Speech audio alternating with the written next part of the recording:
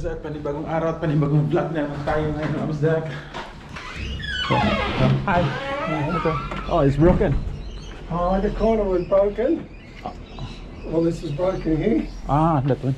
Yeah. Have a good day, mate. Yeah, you can have it.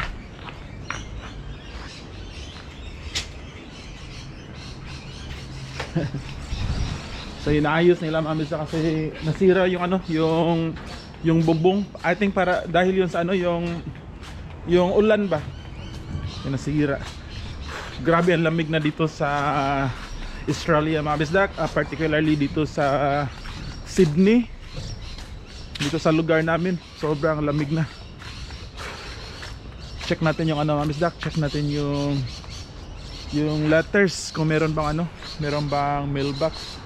Tinitingnan ko yung ano mga Amsdak dito sa kalsada kasi supposedly ano ngayon, collection ng mga ano ba, yung mga bulky stuff. Meron kaming letter na na-receive galing sa landlord namin na pag meron na kaming gustong i-dispose ng mga bulky stuff, pwede namin siya itapon dito sa mga gilid-gilid tulad yan. Ito meron din.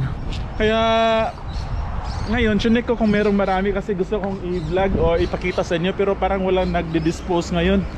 Ewan ko lang. Wala siguro tinatapon na. Check natin, meron bang letters. Oops, merong isa. Mamaya ko na yan kunin. So ngayon mga Amsdak, samahan niyo ako mga Amsdak. Punta tayo sa Asian store. Bibili ako ng Nescafe kasi wala na kaming kape na ano, yung 3-in-1. Si Ami naka-work from home, andun sa bahay. Ako naka-leave ako ngayon mga Amsdak, kaya free yung araw ko ngayon. Si Jen andun sa school. Grabe, sobrang lamig na yun. Iwan ko kung ano yung weather ngayon, siguro nasa less than 10 degrees ngayon mga Amsdak. And actually si Jen hindi masama yung pakiramdam niya. Hopefully hindi yun mag-develop sa ubo tsaka sipon. Ito palang bahay na to mga Amsdak, itong nasa likod ko, for sale yan mga Amsdak. Nakita ko lang yung notice yun, for sale. Pero magkano kaya yan? At sobrang luma na din. Parang kailangan ng i-renovate yung buong bahay sa sobrang luma niya. Ito isa to sa gusto ko na building mga Amsdak ko na unit. Gusto ko lang yung design ng unit, especially yung terrace ba. Ang ganda ng terrace niya.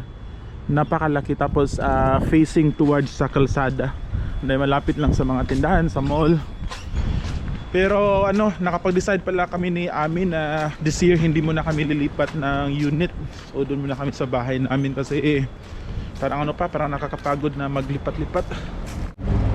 Napaka-gloomy ng weather mga Amsdak, nakita niyo. Very gloomy yung clouds. So yun, punta tayo doon mga Amsdak. Marami na mga tindahan doon mga Amsdak. So isa talaga to sa reason mga Amsdak. Actually ito yung main reason ba't ayaw namin umalis ni Ami dito sa Maryland, is gusto namin yung lugar na baka bibo. Diyan naman sa harap mga Amsdak, kung nakita nyo merong wall na merong building, apartments na binibuild dyan. Alright, nag-stop siya mga Amsdak kasi dapat pedestrian yung mauna bago siya mag-cross. Alright, lakad lang tayo dito sa Marylands Road mga Amsdak. Itong pizza shop mga Amsdak, mura din tong pizza nila dito. Yun. Right, din mga Persian na restaurant yun. At Ray White naman Amsdak, itong Ray White, isa to sa pinakasikat na real estate agency dito sa Australia. Pag gusto mo mag-rent ng bahay, gusto mong bumili ng property, yun, pwede kang mag-contact sa kanila. Ito naman isang pizza shop pa rin, Afghanistan. Ito dental clinic para sa mga bata. So dito namin idadalhin si Gian soon. Kasi yung ngipin niya, si Gian natanggal na yung ngipin niya sa baba. So dalhin.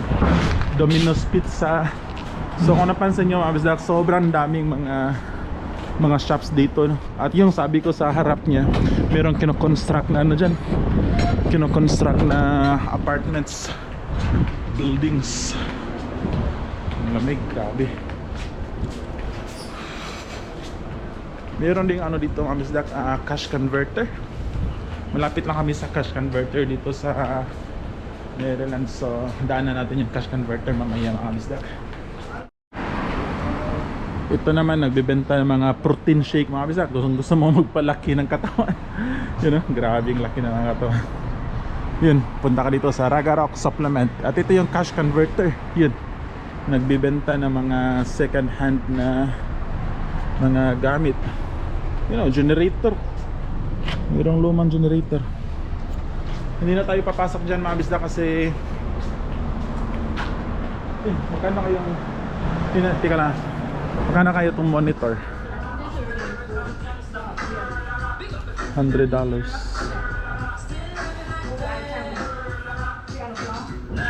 Alright,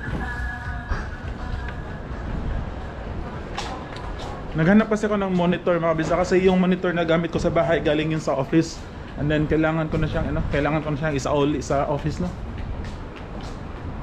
Dito naman mga visit, mga carpet mga bisda ko. Mga wow, ang ganda. Mga malalaking carpet. Galing Middle East. Alright, let's continue. At ito yung meat shop mga bisda. Dito ako usually bumibili kasi mas mura yung karne nila dito. Mas mura yung karne nila dito at meron silang ulo ng baboy dito mga kabisdak. And then dito bagong Asian store to. Meron silang Nescafe dito. Nescafe. How are you? Thank you. Auntie, can I pay card? Alright. So doon ako bibili ng Nescafe mga kabisdak.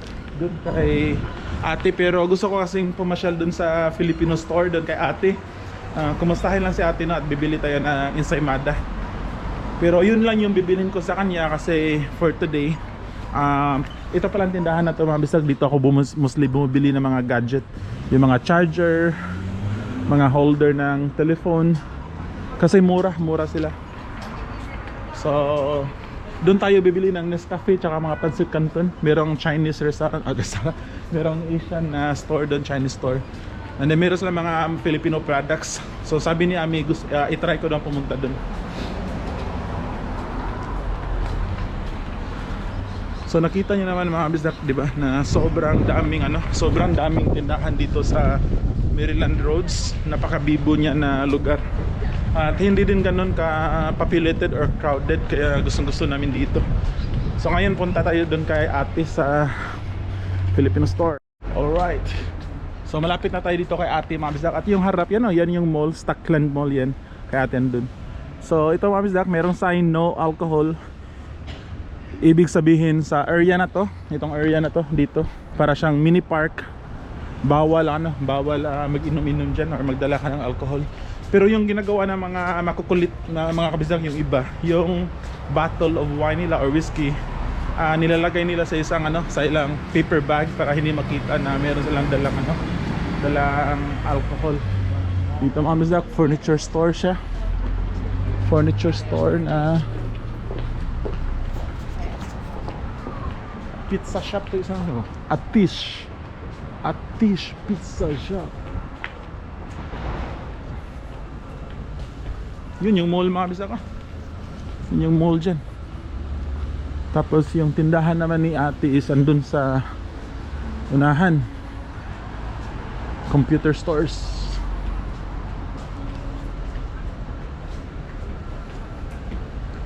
Right.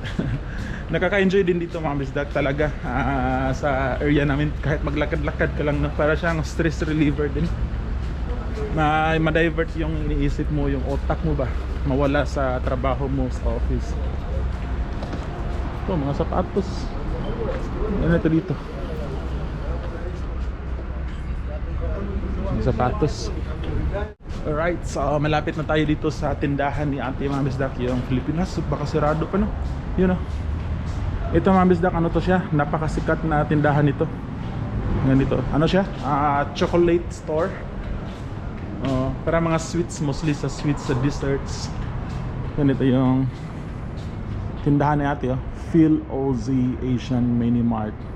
Iwan ko lang kung andyan si ate. Lo, ate, ba't ang dilim dito, ate? Kasi ang switch ko ay nagluto. Ngayon, ano yun ang asawa ko, undawin na siya. Ah, nasira yung ano, switch. Mayroong electric problem. Hindi, ganun lang naman. Pipindutin lang. Kaya pala ano, kaya madilim.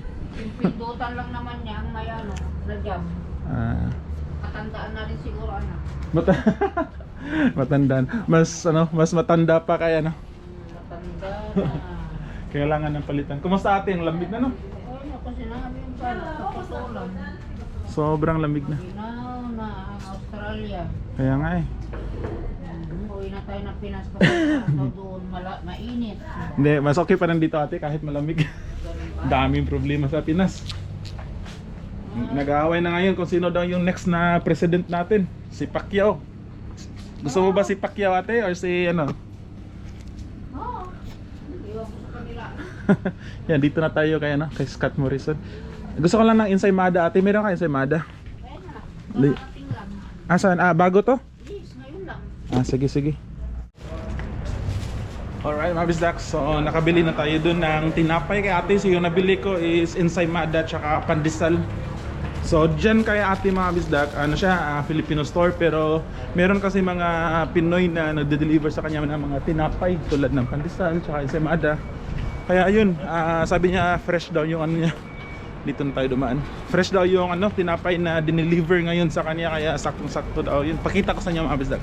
So ipakita ko lang sa inyo mga bisdak yung nabili natin tinapay doon kay ate. So ito mga bisdak, ensaymada $4 to mga bisdak, apat na $4, apat na ensaymada. $4 parang $4.30. Tapos ito yung pandesal na nabili natin, $4 din to something, parang $4 blah blah blah. Ito ano siya, 2, 4, 6. So isang dosina, 12 pieces na pandesal. So ito siya. So okay na siya mga kabisda kasi malayo kami sa Filipino bakery. Unlike sa Blacktown na maraming bakery doon. So okay na rin, at least meron tayong tinapay na pwedeng bilhan dito sa Marylands. Kaya napakaganda ng lugar namin mga kabisda. Sabi ni ate din itong tinapay na to, very fresh to kasi ngayong umaga lang dineliver sa kanya. Kaya saktong-sakto yung pagkabili natin ng tinapay. So ngayon naman pupunta tayo dito sa Asian store, no? Hindi to siya Filipino store mga kabisdak, pero marami silang Filipino products. So dito tayo bibili mga kabisdak sa Minhang Supermarket. Yan, dito pasok tayo. Alright, wait. Yan. Yan ito, meron ng Julius. Wait, oh. Di ba mas pang Pilipinas to, Julius. Iwan ko lang ha. Ito, meron ng Kopiko, Awishi. Sabi ko sa inyo mga kabisdak, marami ding Filipino products dito. Hanapin lang natin yung coffee nila dito.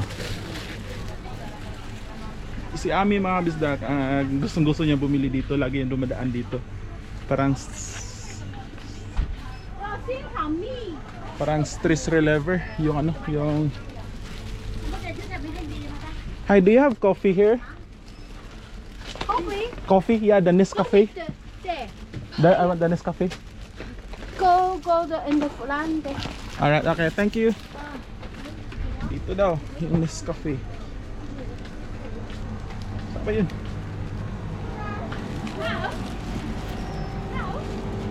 Over here. So ito pala mga bisdak, ito yung coffee nila. Ito, original 3-in-1. 3-in-1 ba to? Ito, 3-in-1 nga. Ito, $7.50 yung isa. So dalawa yung bibili natin mga bisdak. Alright, let's go, bayad na tayo. Pero sabi ni Ami, bibili din ako ng mga canned goods, mga dilata. Hello, hi. Can I pay card here? Can I pay card? Like, Huh? yeah, this one, card. Okay, alright. Here, it's good that you have Filipino products in. I can tell my Filipino guys to buy here. Yeah.